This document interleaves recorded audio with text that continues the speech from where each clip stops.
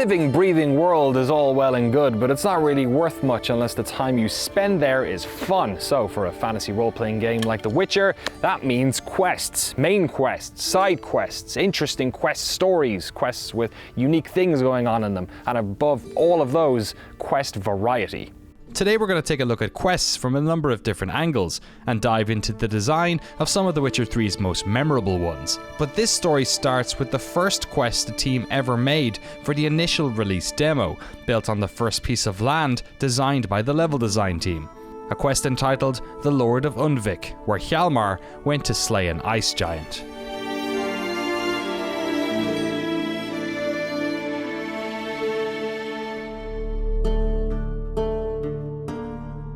To be honest, in general, our approach to the open world changed throughout the production. So at the start, we still had the habits from Witcher 2. For example, there was this quest with the ice giant. That basically Hjalmar went to this island and he wanted to kill the giant you have to find. So at first, when we were thinking with categories of Witcher 2, we would say, yeah, so we need this path, this has to be closed before you kill the giant, this has to be closed, you know. Then you have these two paths, so we have triggers there, you know, so it's all scripted and so on.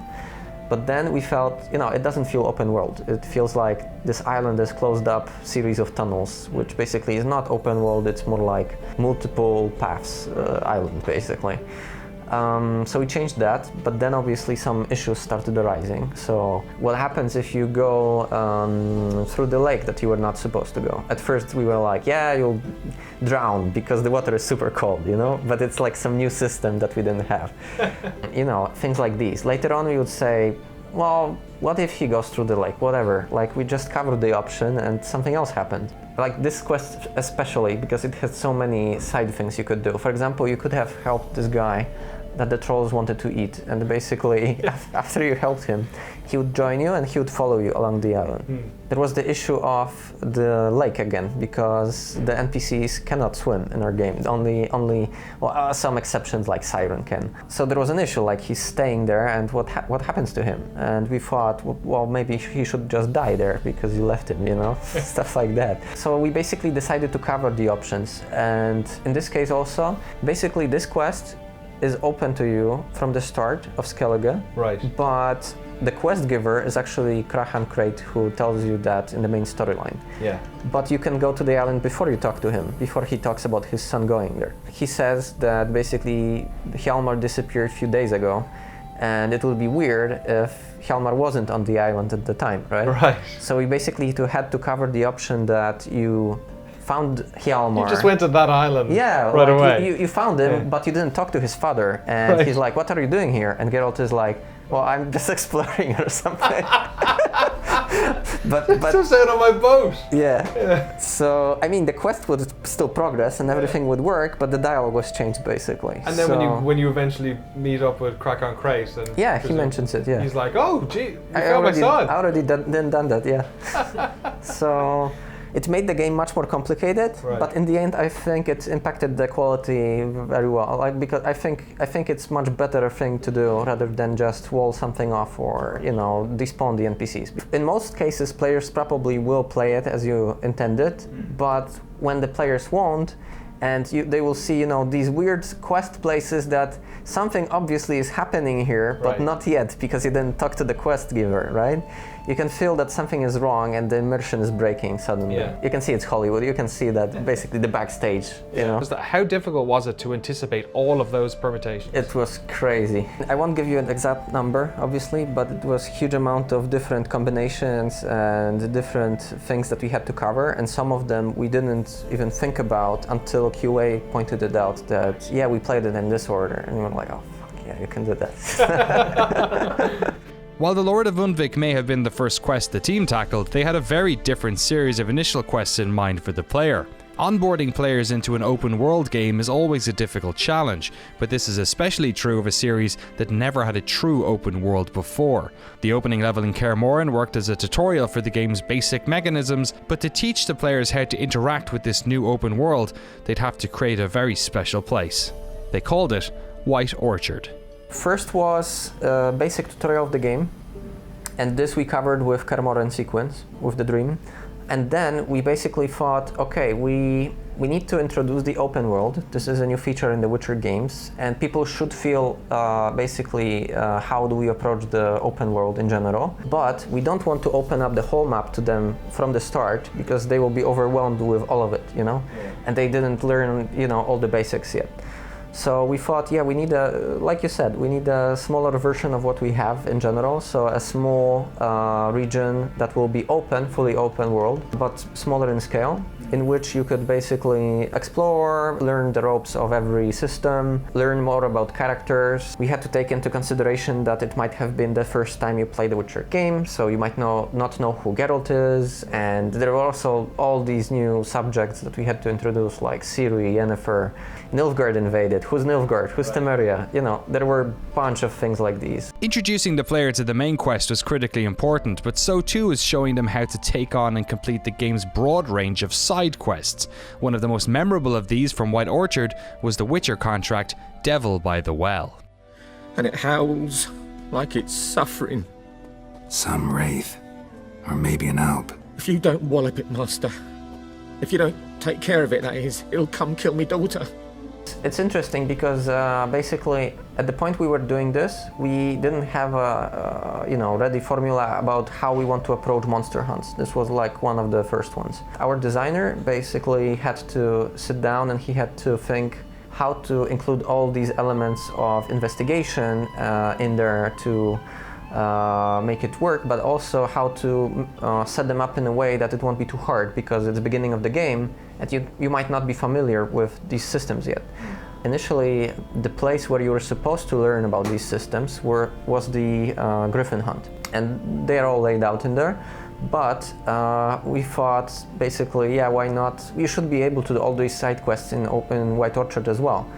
And you can go there first. You don't have to hunt the griffin first, right? So in every one of these places, you would have to learn about the Witcher senses, for example. How do they work, how do they tie in with the quest system and so on. So it was a difficult task, and I remember this specific quest, it was very cool, but it had a lot of possible solutions. Because we didn't want to block the player from entering the well, for example. So you could, if you wanted to, rush through it, you could just jumped right in without inspecting anything, and take the ring. So we opted for basically taking your actions into consideration instead of blocking you. Like, I know in some games you would get, for example, the well will be closed until you do something, right? But in here it didn't make sense. So we decided not to close it, and we decided to keep it open. And if you decide to do it in different order, fine, you'll just get a different outcome.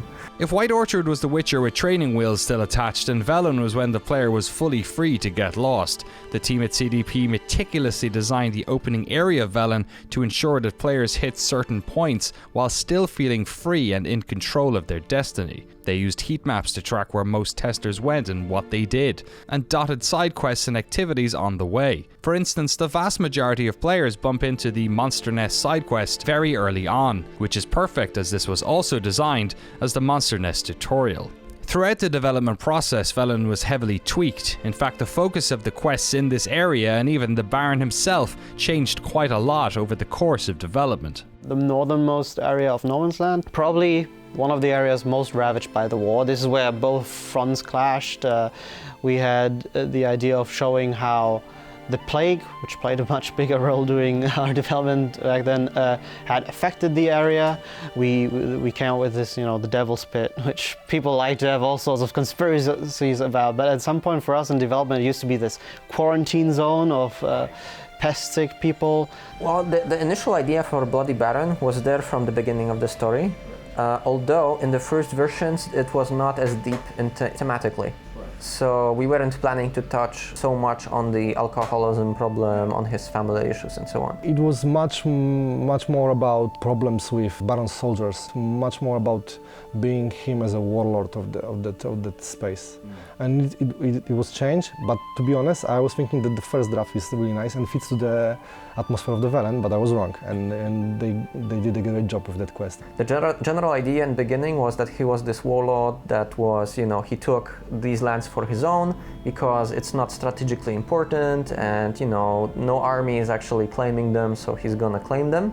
And the idea was that you as a player will meet another father that lost his daughter. Right. So you have similar, you know, goal kind of. Obviously there are differences, like his daughter left on purpose, and yours, you know, is gone for other reasons. We decided at some point to explore the theme of alcoholism more and the reason of why, you know, his daughter left him and why his family is like this and so on.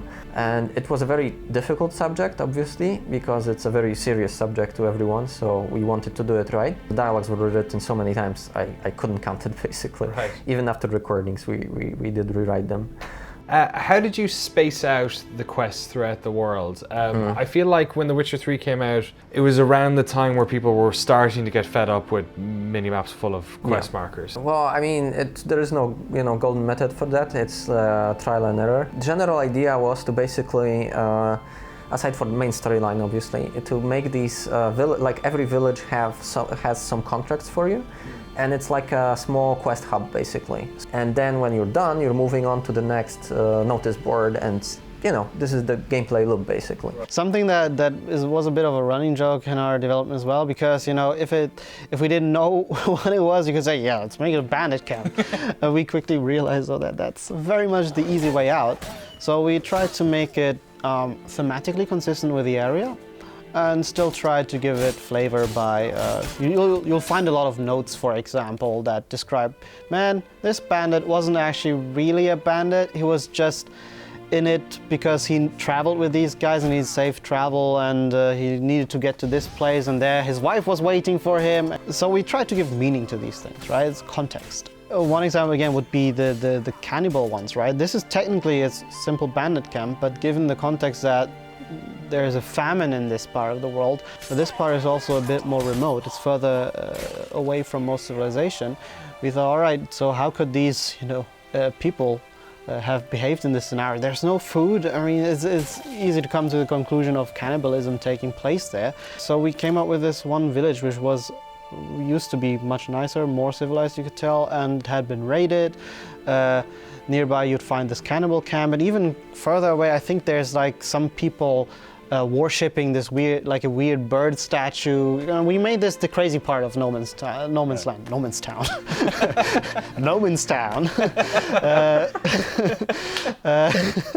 Jesus. Yeah, let's have fun in No Man's Town. What happens in No Man's Town stays in No Man's Town. While the way in which you found side activities and their variety was critically important, a game like The Witcher 3 lives and dies on its quests, be them part of the main quest line or stories off the beaten path. And The Witcher 3 is full of these stories, be it towerfuls of mice, drunken witchers or lost goats. These stories stick with the player long after they've walked away from the game. So we asked the team to tell us about the design of some of your absolute favourites and some of their favourites too. I remember that I saw the first draft of the Tower Full of Mice. Right. And I read it and it was like, wow.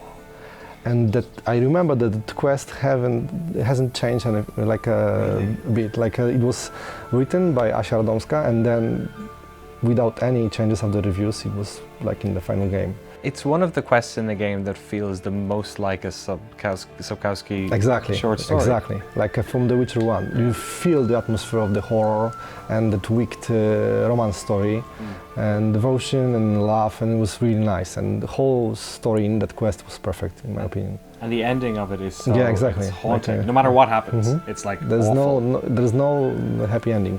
It is happy ending, but not for them. Right. Yeah. Actually, another Wild Orchard classic, the frying pan. Oh yes, this one. It's funny because I remember our project lead was very skeptical of this quest. Like, no. Why are you making me look for a pan? And some old scars. Kind of soldier might have. What's that, dearie? Nothing. We were like very convinced that it would be fun little quest to have, and basically we wanted to have this foreshadowing of one of the characters that appears later on in the story, father, basically. And we thought, yeah, it was a cute little quest, and why not make it? And Exactly, because it's different from the other quests, and you know, it stands out. And it's unexpected, right, that you would get that. Princess, my goat! She's fled! Those men must have scared her off. Can we get back to the auguring? Princess quest, as far as I remember, was done by the same guy who also went and did the Baron quest line. Go figure. Well, so it was quest of one of our designers, Pavel Sasko, and basically we're looking for inserting some more gameplay in that quest. Right. So he got the task, you know, to think what you could do in that quest to make it actually have more gameplay in it, because it was very dialogue heavy. So basically he thought, so yeah, there is this guy and he has a goat. And basically you already had to go to him. What if he lost the goat and you have to go and find it? You know, she's his best friend, so. Let's not get into that Let's relationship. stick with this version, Yeah. yes. It's fun to put Geralt in situations in which he doesn't naturally fit in. Will you help me if I bring the goat back? He sees the absurdity of the situation and he comments on it, but he you know, what can you do? I have to go with this bell and bell on this goat, so she will, you know, come after me. And then, no, she got distracted with strawberries or something. So yeah, it was funny. It was funny, and yeah, I mean, the base idea was to add more gameplay in the quests, but I think it was a nice and cute idea, so I'm glad it made it in. Do I really have to keep ringing this bell for you to follow? Come on, damn it. Where the hell did you go? Bear! Run, you stupid piece of shit! And I love the fact that when the bear appears, I think Yeah. Princess gets her own health, like, Yeah. bar. Yeah. I don't think she can die in that sequence, but Pavel did it on purpose, so you know, so we would stress out about her and to make it even funnier. Lambert, bud, gotta tell you something. Yeah?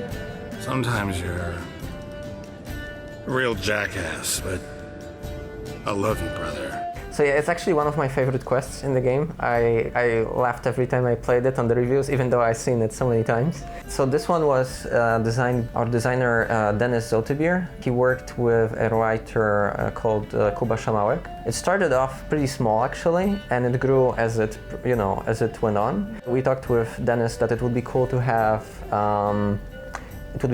like a small quest for every Witcher. So, because, you know, you could have not played Witcher 1, so you might not know them. Right. So it's nice to, you know, learn more about them in some situations, not just dialogue. And that was already pretty long, and it was supposed to be just one quest, and it grew up to be like 3. At the culmination of this, as you met them already, and as you talked with them about what you're supposed to do with Uma, was basically this Witcher reunion. So basically the Witchers sitting together and drinking, talking about you know, what happened to them in the meantime, you know, after Witcher 1. And yeah, guys, you know, thought what would be cool to add in this sequence to make it funnier. I remember Denis really liked this quest in Witcher 1 with Shani, and there was a party at Shani's place, and there was this moment that you were drunk and you had to go and get the pickles, basically, from the storage downstairs, and you had to be careful so her grandma wouldn't hear you, right? So she was aiming for the similar mood here, basically. I think at some point there is this moment that Eskel gets lost and you have to find him, and you find him with the goat and so on. And yeah, and then they have this idea to call the sorceresses, you know, and yeah, it was so absurd. It was basically, yeah, one of the best moments for me. You two fiddle with the crystals. Camille blood de toi. Hocus pocus abracadabra splather. What is this? Who's that? So sorry. We were never here. Gods! I remember on the review, I remember people like coming in because we were laughing so hard to see just what we were doing, you know, why we were laughing so hard. Was there ever a worry that like, oh, maybe we shouldn't have them like call the source? That's like maybe a bit too much. Oh yeah, for sure. But then we said, well, let's just go with it. It's so funny that I think people will like it. So, you know. Given the amount of work I put in on the enhanced edition of The Witcher 1, I missed the first year of the life of my elder daughter. Right. My younger daughter was born in December of 2008. The Witcher 2, work on The Witcher 2 occupied a lot of the first year of her life. So I think the quest the quest that resonated with me for The Witcher 3 was Geralt looking for his adoptive daughter. In general, a lot of the saga and a lot of the 3-game series is actually about Geralt, in spite of being an itinerant monster slayer and dealing with a lot of nastiness and sleeping around with sorceresses and making questionable moral decisions, is about Geralt trying to figure out how to re-establish himself within a nuclear family. Geralt's quest to find Ciri is the central quest of the entire game, but even this was changed radically during development. A quest where Geralt infiltrated the Wild Hunt dressed as one of them in order to assassinate one of the generals was cut as they felt the endgame was getting too long. So 2 was a far larger version of the universe jumping through time and space. Originally it was planned so that each world wasn't just a single level, but individual White Orchard style quest hubs. I think in the final version we had the desert, we had this darkish valley with green and red toxic grass, I think. Then we had this underwater bit and the frozen wasteland, right? And of course the elven bit. I remember we were going through so many different versions of what this could have been, and it took us quite a while to actually settle on this final version. Yeah, people told us that there were, at one stage there were hub worlds, so they were like zones with quests in them that you like spend time in as well. Yeah, but that totally, like, we realized pretty quickly that a lot of extra work. Like, there would be the sequence that you would be in prison and you would do different things, and you know, like this wild portal thrown you into the prison in other dimension, and you have to, you know, now flee, but they think you're crazy because you're talking about other dimensions and how you got there, and they were like, ah, right, okay, we should lock him up.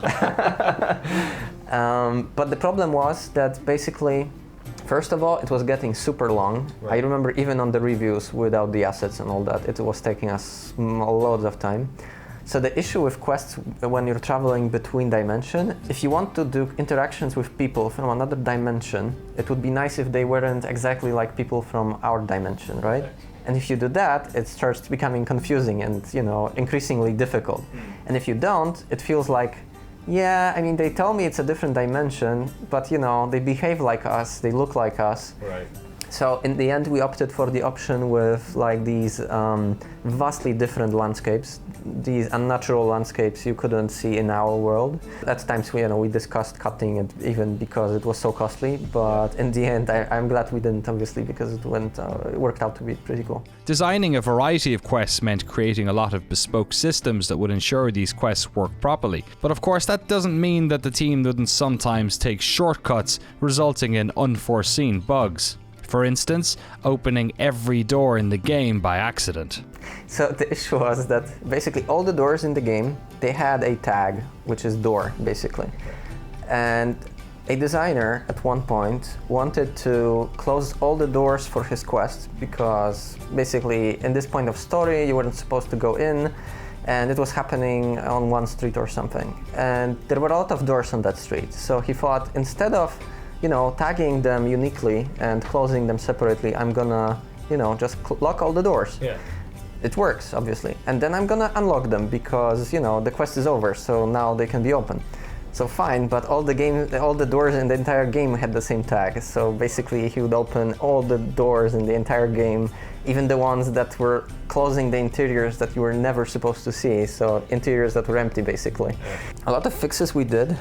After the game was released, we had to take into consideration which point of the game you're in, right? But if it was a fix that was supposed to apply to everyone, it was difficult because we didn't know where the signal in the quests is. Right. In our tool, basically. So we had this one quest structure, basically, that would control the traveling merchant that would travel, I think, somewhere in Novigrad or something. Or in Velen, I don't remember. It doesn't matter. But the point was that this phase of the quest would keep the signal always. Like, it doesn't matter, did you finish the game or not, did you go to the Baron yet or not, the traveling merchant was always active. Okay. There's one thing that was always active. So I remember we thought, oh, that's a good place to put the fixes in, and if you open this phase in the quest, yeah, he contains all the fixes for the different bugs we got from users. The traveling merchant is like the god of the game or something. Yes, he is. We have his poster in the quest room upstairs because we appreciate his help in the production process. The length of a game is always a talking point prior to release, and initial reports that the game was over 100 hours long actually proved to be conservative.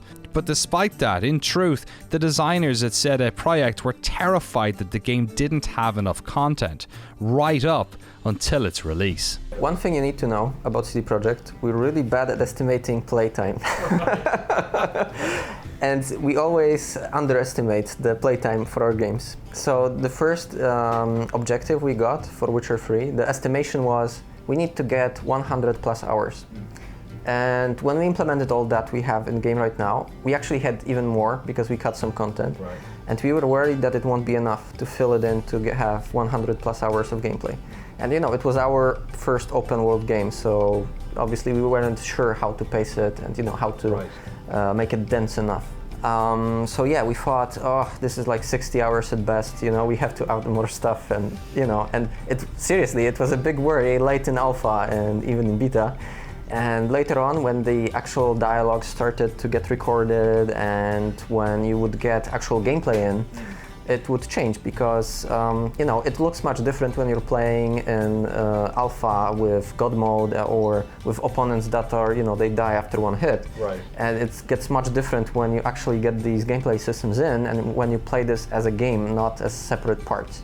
I remember designers coming up to me and they were like, are you sure we should do this? Like, I mean, we were supposed to have 100 hours of gameplay and I don't think we're gonna get it now, And now we're doing it again with Gwent campaigns, I feel. Not to mention Hearts of Stone. Not to mention Hearts of Stone or Blood and Wine. So yeah, we're not very good at estimating playtime, so please don't ask me about this ever.